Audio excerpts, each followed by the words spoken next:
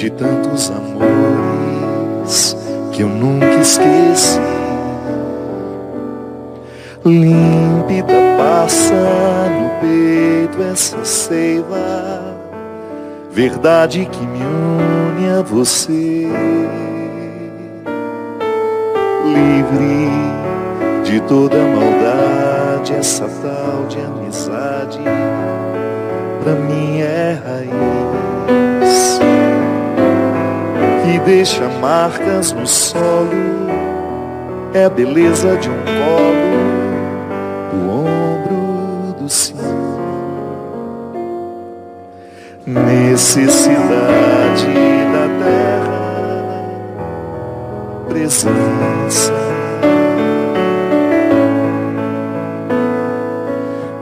essencial para a vida,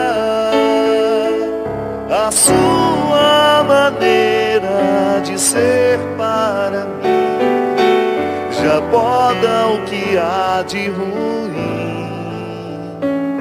A minha vontade é de ser pra você feito sombra, descanso sem fim. E se algum dia esquecer de mim, só se lembre que eu tenho raiz. Só se lembre que estou por aqui.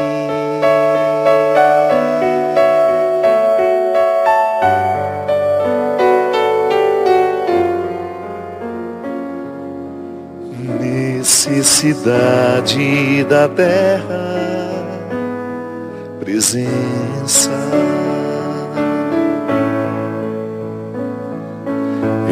essencial para a vida, a sua maneira de ser para mim já mostra o que há de ruim. A minha vontade é de ser pra você feito sombra, descanso sem fim. E se algum dia esquecer de mim, só se lembre que eu tenho raiz. Só se lembre que estou por aqui.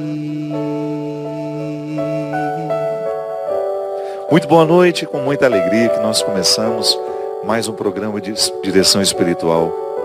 Hoje sobre a mística de São Francisco de Assis.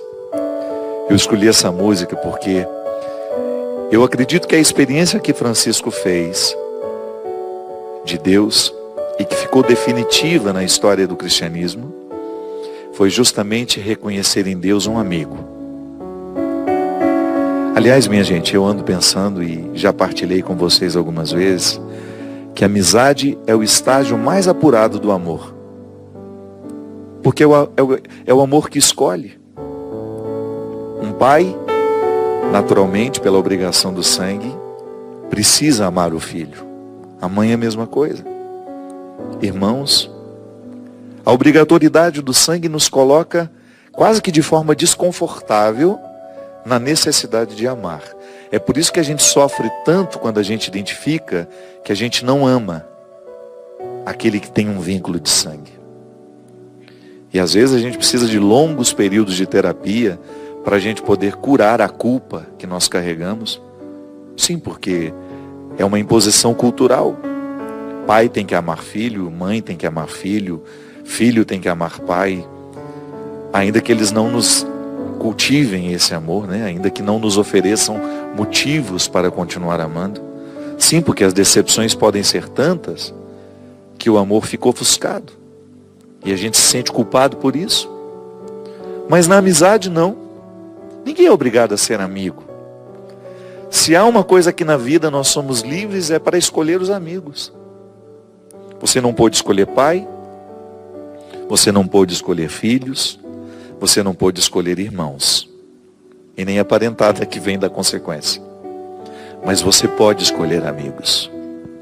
O amigo é aquele que você traz para dentro da sua vida. é aquele que você encontrou por acaso e sem nenhuma obrigação você quis amar. Nenhuma obrigação. Francisco se depara com sua experiência com o sagrado assim. Nasceu dentro de uma família religiosa, mas até então não havia experimentado Deus. Talvez tivesse passado pelo contexto das obrigações, tivesse frequentado as missas como era de costume. Era um moço bonito, jovem, cheio de vida, rico. E de repente, descendo para o lado obscuro de Assis, quem já esteve lá, já teve a oportunidade de ver a distinção das duas cidades. A cidade onde moravam os nobres, os ricos, os comerciantes, e aquele vale onde ficavam os leprosos. Francisco era um homem de muitos amigos, e numa daquelas suas muitas idas e vindas pelos arredores de Assis, ele faz a experiência de ser preso pelos olhos de um leproso. E aquilo o incomodou. E aquilo despertou nele um desejo de oferecer àqueles que viviam esquecidos um pouco da sua generosidade, que ele já estava acostumado a oferecer aos seus amigos. Porque ele já era um menino generoso. Mas ele era generoso com aqueles que estavam no mesmo nível, no mesmo, digamos, no mesmo patamar. Mas ele descobriu que existia uma forma mais generosa de amar, que era oferecer a quem não podia retribuir. E ali ele se tornou amigo dos pobres. Aliás, é a grande marca de Francisco, ser amigo dos pobres. E pobre, olha que maravilha, não se limita ao ser humano, não. O pobre é todo aquele que está indefeso. É aquele ser vivo que está indefeso. Ele estende esse amor a todas as criaturas. Francisco começou a amar de maneira tão intensa, a partir daquele leproso, que tudo aquilo que ele via como realidade viva, ele passou a respeitar como seu irmão. E então começou a chamar o vento de irmão, o sol, a lua de irmã. Começou a identificar que Deus está presente nas águas daquele rio, que Deus está presente no mar, que o mar é seu irmão, que o rio é seu irmão. Francisco inaugura na igreja a teologia da ecologia, uma forma de perceber Deus nas realidades criadas. Sabe uma conversão por completo? Todas as dimensões da sua vida foram passadas no crivo dessa amizade com Deus. Ao identificar em Deus um amigo, Francisco se torna irmão de todas as realidades. Ao fazer a amizade com Deus, ao identificar em Deus esse rosto sofrido da humanidade e do mundo criado, Francisco traz para nós uma mística muito preciosa, que na verdade sempre esteve nos evangelhos, né? Não foi ele que inventou, mas o bonito justamente da manifestação de Deus na vida de Francisco é que a igreja estava esquecida de tudo isso. Sim, porque a gente pode viver distante do evangelho, mesmo sendo católicos, mesmo sendo igreja. Há períodos sombrios em que a igreja se volta muito para o poder e esquece do seu carisma. Naquele momento, Francisco faz uma verdadeira revolução. Poderíamos dizer uma reforma. Tanto é que quando ele se sente motivado nas suas experiências místicas, Deus diz para ele que ele deveria reformar a igreja. E ele não sabia que a igreja a que Deus se referia naquela revelação era a instituição. Mas ele, num primeiro momento, entende que a igreja que Deus quer que ele reforme é a capelinha de Santa Maria. E ele, junto com seus amigos, vai. Ele vai. Rodeado dos seus primeiros discípulos, que já ficaram convertidos em ver a sua conversão, Porque essa é a maravilha, né, da vida virtuosa. Ela contagia, ela contamina os que estão ao redor. Então aqueles amigos ricos que presenciaram e viveram ao lado de Francisco o seu despojamento, quiseram se despojar também. E grandes santos nasceram dessa experiência de Francisco. O próprio Santo Antônio, Santa Clara. Homens e mulheres que foram vendo de perto que Deus mudou a vida de Francisco para melhor. Que aquele menino que já era generoso tornou-se ainda mais. E aquele menino que era rico aprendeu que ele possuía uma riqueza superior àquela que os pais ofereciam a ele. Que é a riqueza que vem morar nos olhos da gente quando nós de fato nos convertemos ao Evangelho. Mudando a maneira como ele olhava para o mundo. Sim, colocou nele uma sensibilidade que fez diferença e que marca a história do cristianismo até hoje. Eu lamento que durante muito tempo os ensinamentos de Francisco tenham ficado esquecidos pelos próprios franciscanos. Sim, é possível que eu seja um franciscano e que já esteja longe do carisma de Francisco. É possível que eu seja um cristão hoje e esteja distante dos motivos de Cristo. Francisco, um homem que começou a entender que a experiência cristã tem que mudar a nossa relação com tudo e com todos, a começar pelo respeito que temos. Durante anos e anos e anos eu fui cristão, sem escutar no discurso dos padres que me evangelizaram, que poluir um rio é pecado, que jogar um lixo no chão é pecado. Escutei muito sobre os pecados da sexualidade. Foi o que eu mais ouvi ao longo da minha vida. Um cristianismo que só falava de sexualidade, que foi reduzido em seus... Estou falando da minha experiência. Eu só escutava isso. Era a grande preocupação, orientar-nos para que nós tivéssemos uma vida sexual saudável. Tudo bem, ótimo. Mas a gente não pode privar o outro de compreender o cristianismo como uma proposta de vida que engloba todas as realidades. Hoje, existe um dado tristíssimo, quer ver? Que eu vou até dar para vocês aqui. Que eu fiquei sabendo na semana passada, assistindo um noticiário. Uma informação que falava justamente do crime que nós cometemos contra os nossos rios. Onde será que está? Enfim, eu não vou saber precisar a quantidade. Mas se eu não me engano, são toneladas e toneladas de lixo tóxico que a cidade de São Paulo deposita no rio Tietê todos os dias.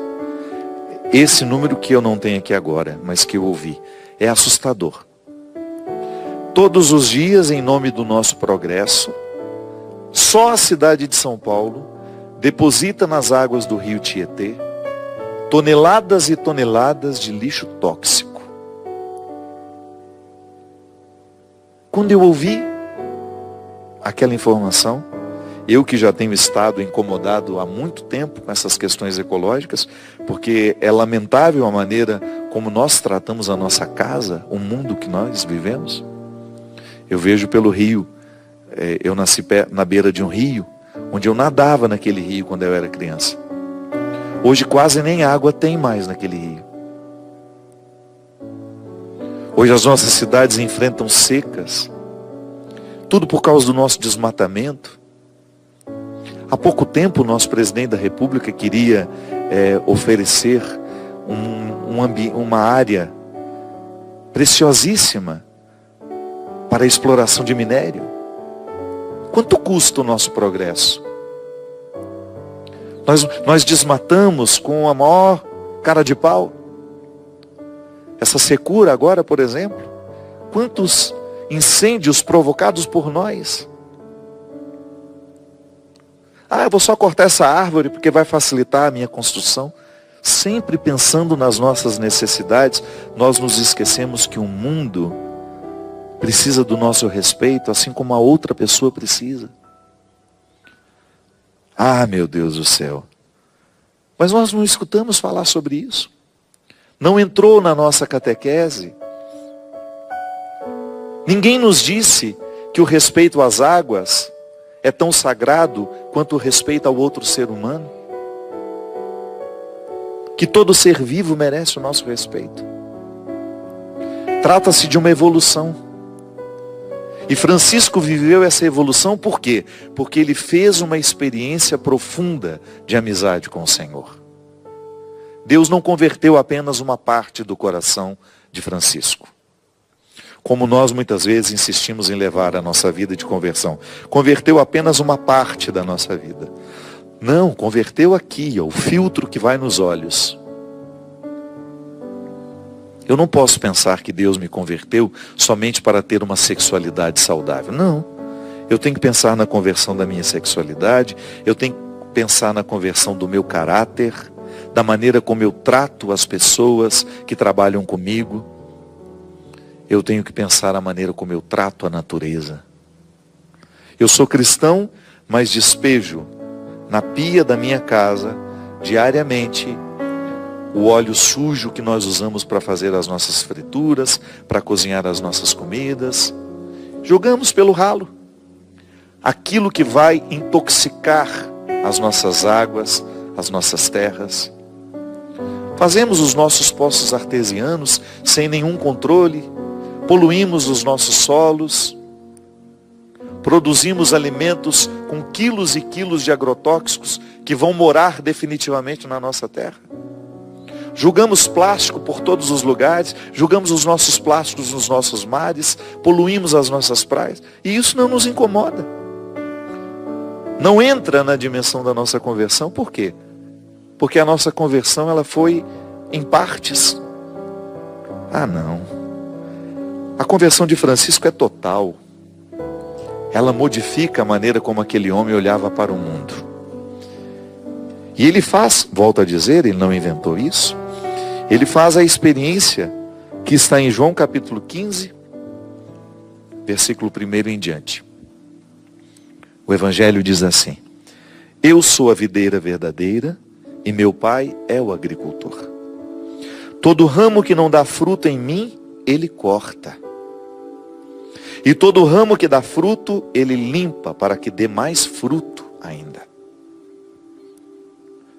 Vós já estáis limpos por causa da palavra que vos falei. Permanecei em mim, e eu permanecerei em vós.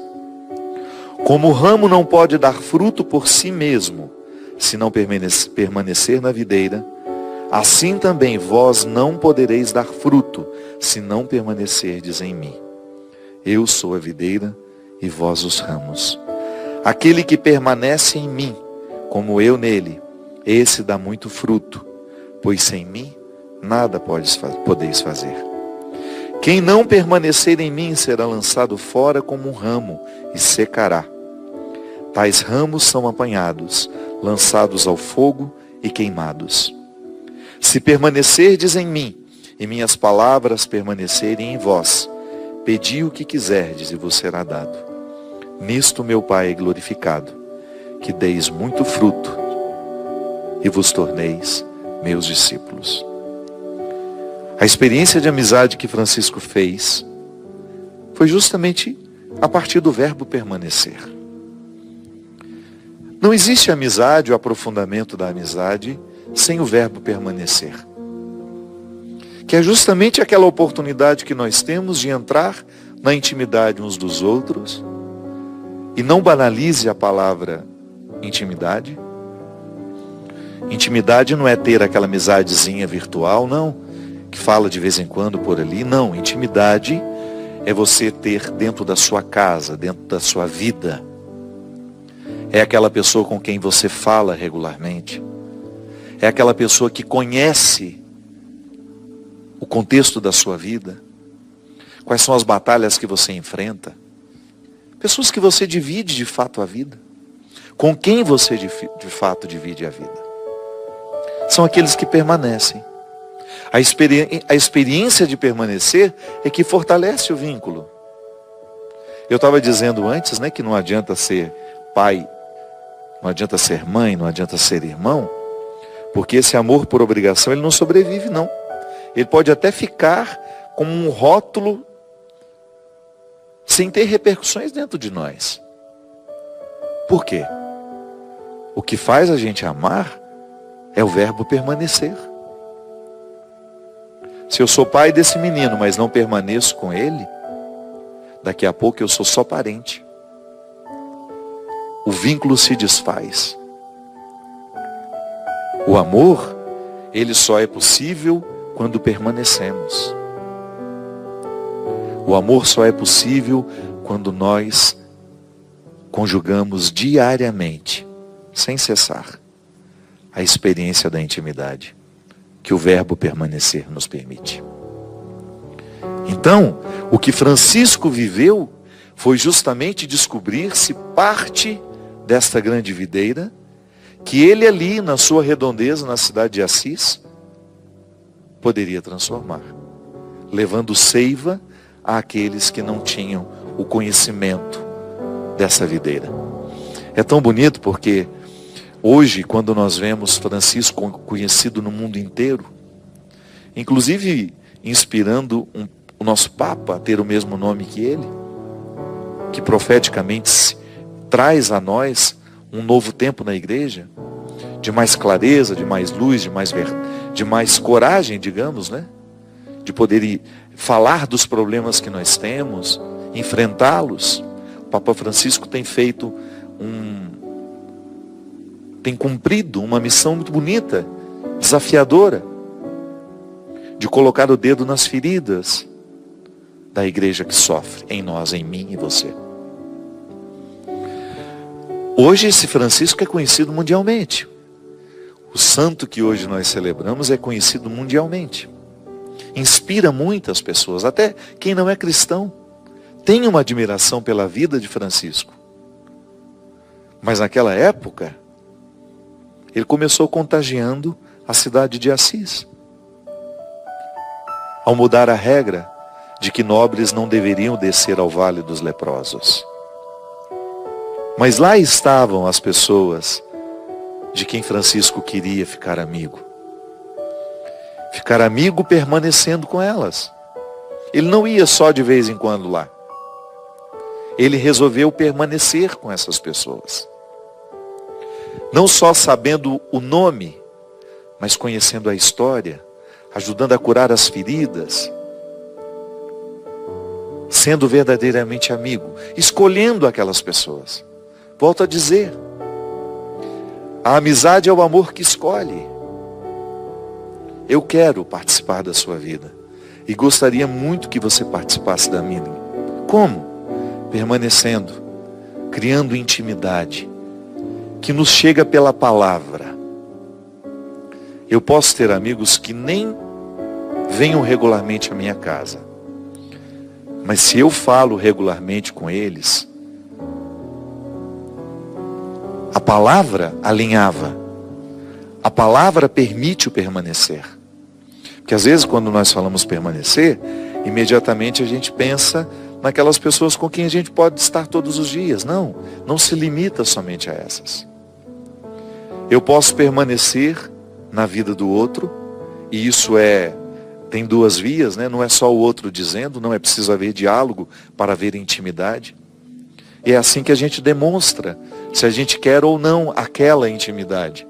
Porque você tem direito. Você não é obrigado a ser íntimo de todos, mas você tem o direito de ser íntimo de alguns. Não sou obrigado a ser íntimo de todos, mas eu tenho o direito de ser íntimo de alguns. E isso você escolhe. Não é nenhum problema você dizer que não quer ser íntimo daquela pessoa. Não é nenhum problema você dizer que não quer permanecer com aquela pessoa. Existem bilhões de pessoas no mundo. É claro que você não tem o direito, por causa do seu cristianismo, de desprezar, de menosprezar. Não, mas você tem o direito de não ser íntimo. Você tem o direito de não querer participando da sua vida. A amizade é o amor que escolhe, volto a dizer. Então eu posso permanecer através de um contato que o telefone me proporciona. E de vez em quando o encontro acontece. E de vez em quando aquela intimidade se torna física, num abraço, num beijo, numa mesa que está posta para que a gente possa dividir a vida. Isso é permanecer.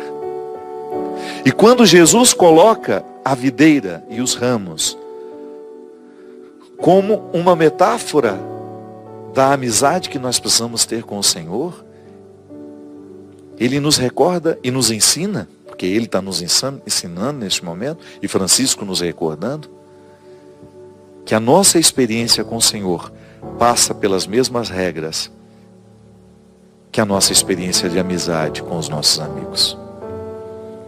Não é possível ser íntimo de quem você não permanece. Com quem você não permanece. Sim, é aqui, no contato diário com este Jesus que me revela quem é o Pai. Porque isso é tão bonito no cristianismo, né? Uma forma que você tem de conhecer a Deus é conhecendo o coração de seu Filho Jesus. Por quê? Porque é a linguagem que nós entendemos. Ao encarnar o Verbo, Ele vem justamente para traduzir a linguagem, para falar a língua que nós entendemos, para falar de realidades que nós compreendemos. Foi o que Jesus fez. Traduziu quem era o coração do Pai, como era o coração do Pai, a partir de histórias que as pessoas podiam compreender. Quanto mais eu mergulho no mistério deste Cristo, conhecendo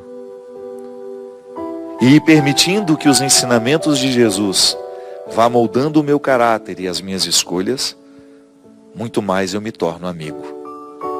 Muito mais eu posso permanecer e produzir frutos. Sim, Francisco produziu frutos para a sua época e o seu modelo de vida foi tão intenso, tão verdadeiro, que continua produzindo frutos nos dias de hoje. Francisco continua sendo um sinal de santidade para nós. Mas eu agora preciso assumir o meu papel. Você agora precisa assumir o seu.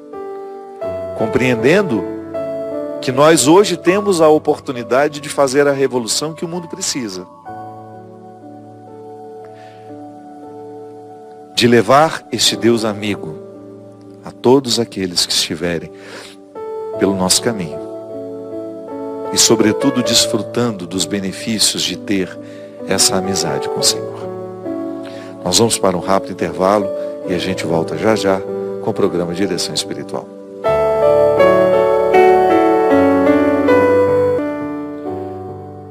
Estamos de volta com o programa Direção Espiritual. Muito obrigado pela sua participação. Boa noite, seu Christian.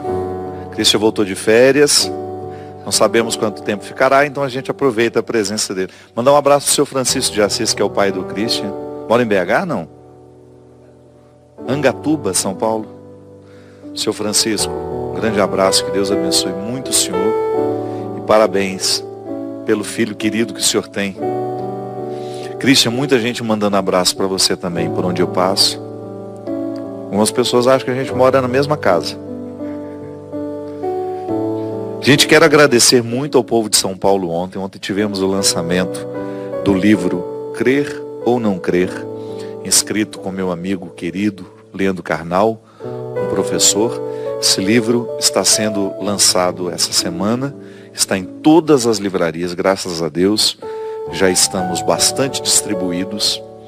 Um diálogo bastante respeitoso entre um homem que não acredita em Deus e um padre, que sou eu, né? Com muito respeito, tratamos questões pertinentes. Volto a dizer, o professor Leandro Carnal, muito embora não professe a fé em Deus, mas ele tem um humanismo muito natural na sua conduta, na sua fala. Então foi uma experiência muito enriquecedora para nós. E ontem nós fizemos o lançamento lá no Shopping Frei Caneca. Nós recebemos muita gente, ficamos lá quase 4 horas autografando os livros. Primeiro tivemos um uma conversa, né? Debate não, uma conversa. Falamos sobre o livro e depois atendemos as pessoas que estavam. Agradecemos muito. Quero dizer que no dia 13 de outubro eu estarei com um show em Bauru. A estrada sou eu. Ou não? Ou será que lá é o quarteto? Não sei dizer. Lá no Salão Sagá Eventos, a partir das 21 horas. No dia 14 eu estarei em São Paulo, na casa de show Tom Brasil. Então você que é de São Paulo e região, se quiser estar conosco para o show A Estrada Sou Eu, a partir das 21h30 na casa de show Tom Brasil. Depois no dia 15 estaremos no Recreativo Campestre de Sorocaba, a partir das 19 horas. Então no domingo o show é mais cedo, a partir das 19 horas. Eu gostaria de aproveitar e convidar você que é de Aparecida. Essa semana nós temos uma semana mariana, né? A começar pelo Círio de Nazaré, agora nesse fim de semana. Quero mandar um grande abraço a todos os meus amigos paraenses. Que vocês tenham um abençoado Círio de Nazaré. Eu sei a importância que o Círio tem na vida de todo paraense e de todo aquele que mora aí na região, também, o norte, né, de uma forma geral, que tem essa devoção bonita a Nossa Senhora de Nazaré. É como celebrar o Natal. Jesus nasce antecipadamente lá para o povo paraense. E eu quero desejar um feliz Círio de Nazaré para todos vocês. E essa semana nós teremos a celebração dos 300 anos de Aparecida. No dia 10, eu não sei exatamente o horário, eu acho que é a partir das 20h30. A partir das 20h30, é lá naquele ginásio, Cidinha? Naquele grande ginásio que existe ali em Aparecida, dentro do complexo, né, do santuário, nós teremos um show com vários padres cantores. E também com a participação do nosso querido amigo Daniel. Depois, no dia 12, Daniel vai fazer um show recebendo grandes nomes da música popular brasileira. E eu estarei também nesse dia 12. Então, se você é da região, se você vem para os festejos de Aparecida, programe-se. São 2 shows, no dia 10 e também no dia 12. Lembrando, gente, que nós estamos aqui, o nosso site www.filhodocel.com.br, para você ter a oportunidade de comprar símbolos religiosos, como essa pulseira. Nós estamos lançando essa semana também uma coleção muito bonita. Não está aqui não, porque eles não tiveram tempo de mandar as peças para Taubaté para eu mostrar aqui no programa. Mas tem uma coleção muito bonita, muito especial de Nossa Senhora Aparecida. Então entre lá no site. Essas pulseirinhas que eu estou mostrando aqui fazem parte da coleção Prata Light, que são preços bem mais acessíveis para você fazer parte dessa grande corrente, que é uma forma que nós estamos tendo de ajudar o lar da Tia Socorro, lá em Mosqueiro, no Pará.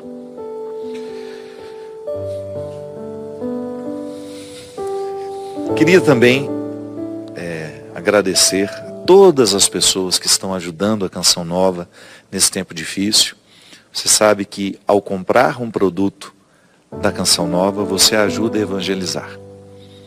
Canção Nova vive tempos difíceis, assim como todos nós. O Brasil passa por um momento difícil, mas como a Canção Nova não comercializa o seu espaço, né, de TV, de rádio, de internet, tudo aqui é feito com a contribuição do sócio evangelizador. Nós não temos aqui inserções de empresas. Então, é uma obra que depende da contribuição das pessoas. Então, nós queremos agradecer a todos aqueles sócios que estão colaborando para que o projeto da M Almas não pare, que é justamente manter essa programação no ar. É dar continuidade a este grande sonho do nosso querido Monsenhor Jonas Abib, o nosso pai fundador, que é justamente levar a Canção Nova a todos os corações que necessitam. E eu que tenho a oportunidade de viajar, minha gente, é impressionante como eu encontro pessoas que foram resgatadas pela Canção Nova. Ontem mesmo, né, o encontro é muito rápido, as pessoas passam para autografar o livro, mas eu sempre escuto uma história ou outra que me toca muito. E ontem passou por mim um rapaz, um moço, que nem tinha muita cara de gente da igreja, né? Um moço aparentemente rebelde nas suas vestes, o seu cabelo, as suas tatuagens. E ele me olhou e me disse assim: padre, eu comecei a assistir ao seu programa, eu tinha 17 anos. Hoje eu tenho 27. São 10 anos, a princípio nas quintas-feiras, agora nas quartas. São 10 anos que o Senhor faz parte da minha vida. O Senhor me retirou das drogas, o Senhor mudou minha vida. E depois de ter mudado, de ter me arrancado do fundo do poço, o Senhor se tornou uma pessoa que me ajudou a ser gente.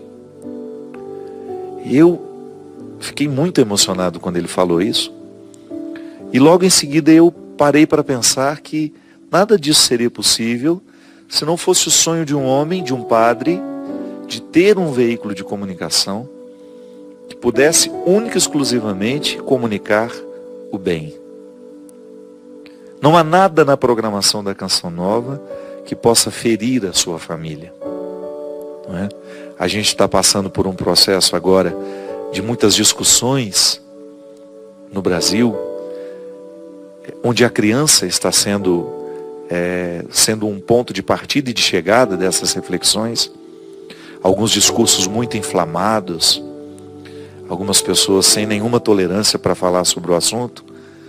O fato é que as nossas crianças são a nossa maior riqueza. E nós precisamos ter muito cuidado com aquilo que nós oferecemos a elas. Eu sempre gosto de lembrar que a autoridade é você decidir pelo outro no momento em que ele não tem maturidade o suficiente para decidir sozinho. Então o pai e a mãe são aqueles primeiros responsáveis por aquilo que é oferecido à criança. Hoje, por exemplo, uma notícia assustadora: descobriu-se na cela de um estuprador no estado do Piauí que um menino, acho que de 6, 7 anos, estava debaixo da cama desse estuprador, dentro da cela, dentro da prisão. E depois os investigadores descobriram que quem colocou aquela criança lá foi o próprio pai, que negociou com esse estuprador o próprio filho. Eu, quando tive na casa da tia Socorro a primeira vez, lá nesse lar acolhedor, foi mais ou menos um mês antes dela morrer, eu tive o contato com algumas meninas de 10, 11 anos que estavam grávidas de seus pais. Uma realidade, minha gente, que não dá para acreditar. A minha amiga Fafá de Belém, que está lá já em Belém, preparando o círio, a varanda de Nazaré, é uma mulher muito engajada nessas questões. Ela conhece bem a escravidão sexual.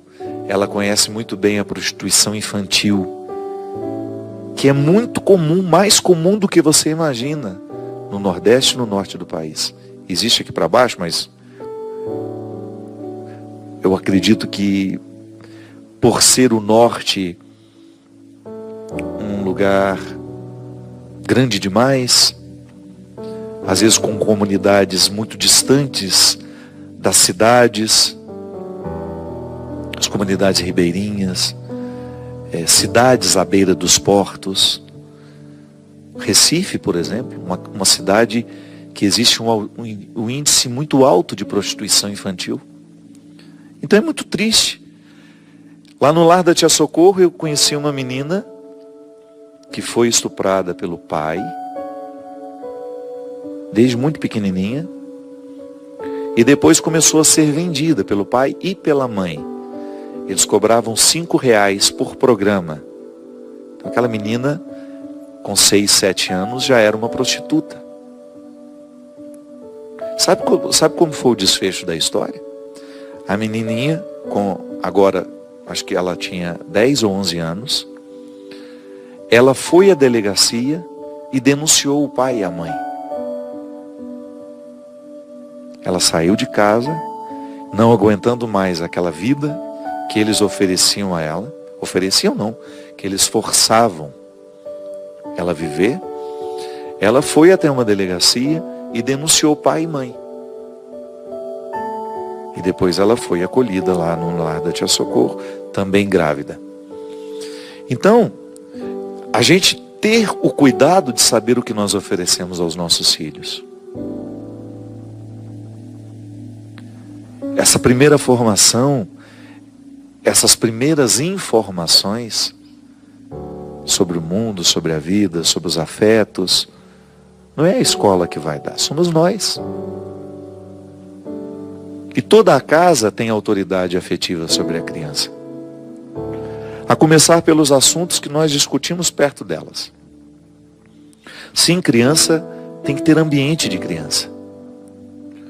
Nós não podemos discutir questões que elas ainda não sabem assimilar, que elas ainda não sabem processar, porque senão nós traumatizamos as nossas crianças. É assim quando morre alguém, né? Não tem como esconder da criança que morreu a mãe dela, por exemplo. Mas até a forma como nós contamos precisa passar pelo cuidado. Para que ela depois tenha condições de organizar o luto, claro. Mas o sofrer da criança é diferente do sofrer do adulto. Então essa nossa responsabilidade em oferecer um conteúdo saudável. Eu sei que as nossas crianças já têm mais autonomia do que nós tivemos. Elas começam a ter muito mais autonomia, mais cedo. A autonomia vem mais cedo nos dias de hoje. Você já vê crianças manipulando celulares, manuseando, né, meios de comunicação. E nem sempre existe um cuidado de saber o que essa criança está vendo. Hoje, por exemplo, a pedofilia. Eu não sei as estatísticas, mas eu creio que a maioria dos casos acontece e começa através da internet. Claro, nós podemos ter um pedófilo dentro de casa, porque durante muito tempo pensou-se que padre era o principal pedófilo da sociedade. Sim, muitos casos envolvendo padres. Mas as estatísticas nos mostram que o maior número, né, o grande número de pedófilos são parentes da criança. Esse grande número vem de parentes. São pessoas próximas que têm uma autoridade afetiva sobre a criança. Então o nosso cuidado ele deve ser redobrado, porque é uma experiência de amor, né? Cuidar. Eu não tenho como ser pai, ser mãe, se eu abro mão da minha autoridade. Eu sempre digo isso. As pessoas querem casar, mas elas não querem mudar as suas vidas. Elas querem continuar vivendo como vivem. Então não se casam, vocês não são obrigados a se casarem. Ninguém é obrigado a ser mãe. Ninguém é obrigado a ser pai. Mas a partir do momento que se tornam, é natural que venham responsabilidades que você não pode abrir mão de exercer. Diferente de um homem solteiro. Colocou um filho no mundo, você terá de viver a experiência da permanência com ele. Acompanhar, para você ter autoridade. Porque a autoridade, ela não vem somente pela imposição. Sim, vem também pela imposição. Eu sou seu pai, ponto final. Mas depois disso, se não se desenvolve um vínculo, eu preciso entender, a criança precisa entender que aquilo que nós estamos dizendo é fruto do amor que nós temos por ela. Fruto da preocupação que nós temos por ela. Educar é justamente caminhar na direção dessa maturidade. Nós vamos amadurecendo juntos. Então a criança começa a perceber que a autoridade do pai é favorável ao seu crescimento. Que a autoridade da mãe é favorável ao seu crescimento. Não há possibilidade de nós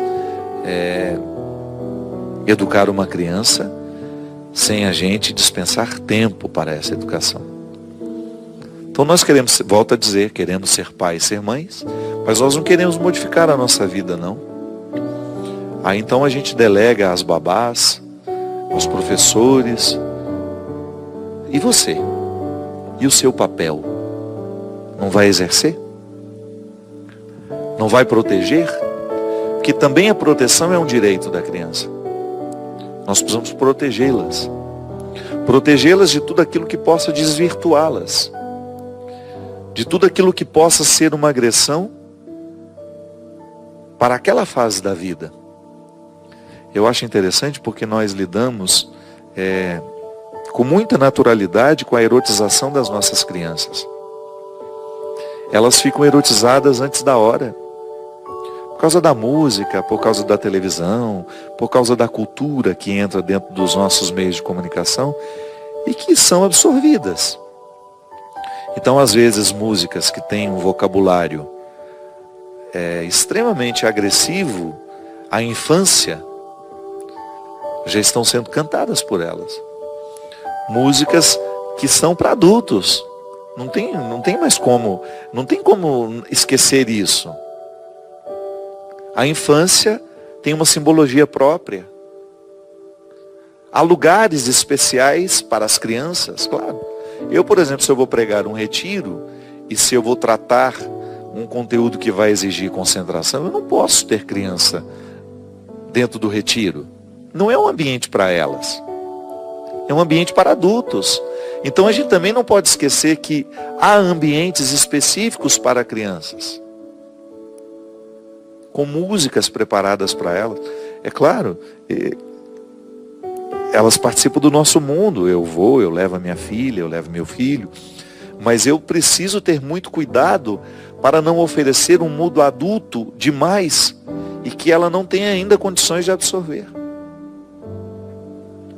Isso é proteger, né? É você ir dando aos poucos as informações para que ela possa ir assimilando. O próprio contato com a sexualidade é muito bom que desde pequenininha a criança lide com naturalidade com a sua sexualidade. Para que depois ela fique menos vulnerável aos pedófilos, aos abusadores. Para que depois ela não ache normal ser tratada ou ser abusada.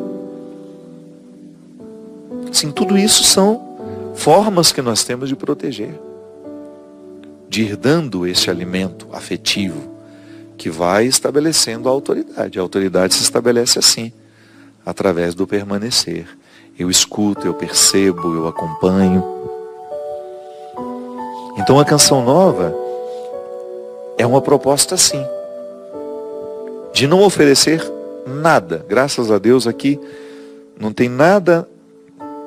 Se você ligar a programação às 2 da manhã, se estiver começando um programa, você vai ouvir a frase: este programa é livre para todos os públicos. Graças a Deus. Nada, absolutamente nada que possa fazer mal, que possa prejudicar quem nos assiste. Eu sei que o discurso religioso mal feito também faz mal. O discurso da exploração, quando ensinam um Deus carrasco, quando esquecem de falar deste Deus amor e fala somente do Deus do dízimo. Deus me livre, Deus nos livre disso. Desse Deus comerciante, né? Que vem de graça, se passar debaixo dessa porta, se passar debaixo daquela, se comprar isso, se comprar aquilo. Mas graças a Deus aqui na Canção Nova a gente não tem isso não. Pode até ter um momento em que alguém peça uma doação, mas sem barganha. Pede a doação sabendo que você está compreendendo que aqui o seu dinheiro ajudará a manter a obra de evangelização. Só isso. Mas a nossa programação é livre para todos os públicos, sempre. E a gente faz de tudo para que a programação, que é livre para todos os públicos, possa acelerar nos corações que nos assistem essa conversão. É urgente, minha gente. O mundo está vivendo um caos. A violência crescente. Nós estamos necessitados de discursos que nos façam bem, que nos acordem, que nos libertem daquelas correntes antigas, preconceituosas, que muitas vezes nos chegaram através do discurso religioso, que nos tornem mais ativos, sim, mais reflexivos.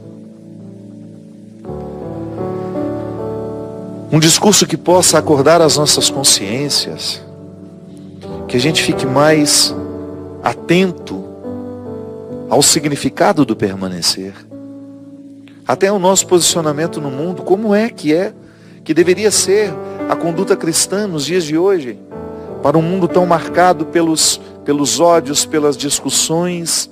Como que nós, cristãos, somos chamados a participar dessa discussão, porque nós também não precisamos ficar omissos.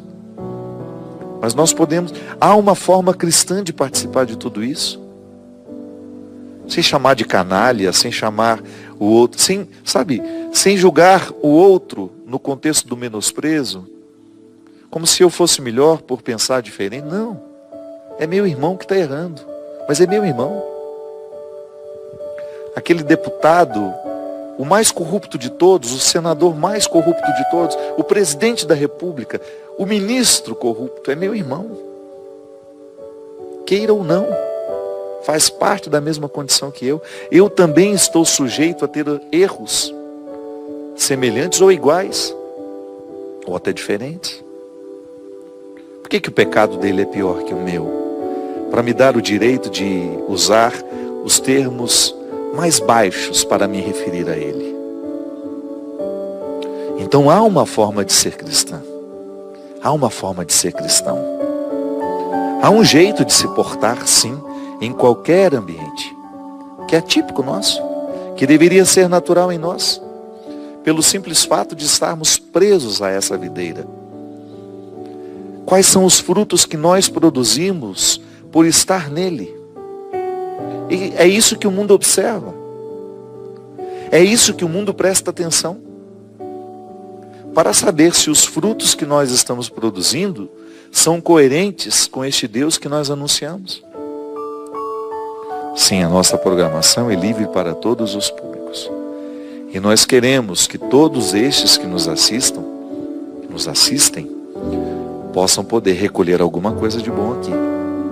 Porque nós estamos todos muito sedentos.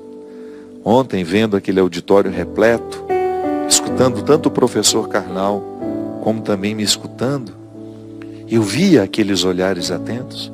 Aqui nos nossos acampamentos na Canção Nova, me impressiona. 100.000 pessoas ali dentro. Aquele silêncio quando a pregação está acontecendo. Aquela sede de encontrar uma palavra que possa ajudar a viver. Sim, eu sei que muita gente me assiste assim, com desejo de encontrar aqui na nossa reflexão uma força para continuar vivendo.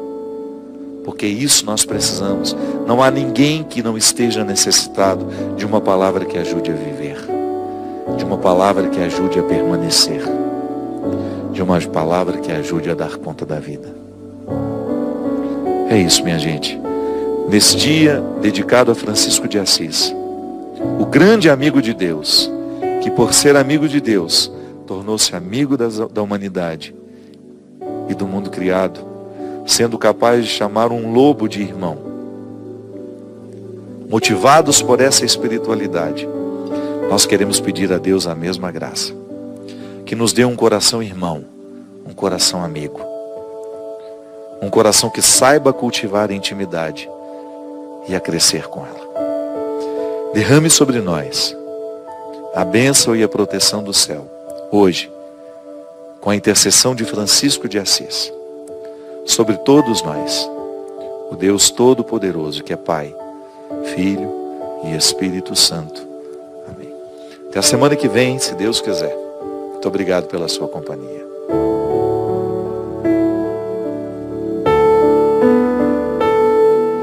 Flores são todas as cores de tantos amores que eu nunca esqueci. Límpida passa no peito essa seiva, verdade que me une a você. Livre de toda a maldade, essa tal de amizade pra mim é raiz. E deixa marcas no solo, é a beleza de um colo, do ombro do sim. Necessidade da terra, presença